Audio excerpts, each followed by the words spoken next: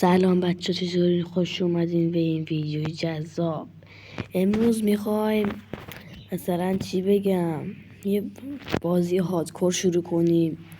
من تازه واردم، اسمم هم موزه و اگه از این ویدیو خوشتون اومد خیلی ممنون میشم که لایکم کنین، سابم کنین، خیلی ممنون میشم.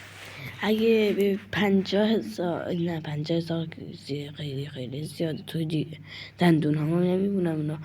اگه توی 50 تا ساب بگیرم من استریمم میذارم. و ما امروز میخواستیم یه هاردکور شروع کنیم، بریم که رفته باشیم. بچه این مود خوبه، بایستا الان میاد. خیلی طول میکشه، بایستا استاپ کنم. خب این مود دیگه، ببین مود همینه.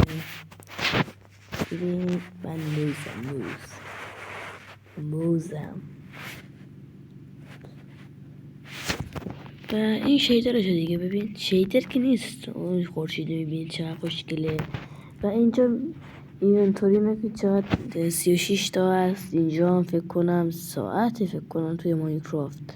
آره این گوشه چیزم هست، اون بزنیم اینطوری میشه. ببین حالا اونو یه بار دیگه فشار بدیم اینطوری میشه. خب بچه ها این هاردکور دیگه، باید یه کاری بکنیم توش.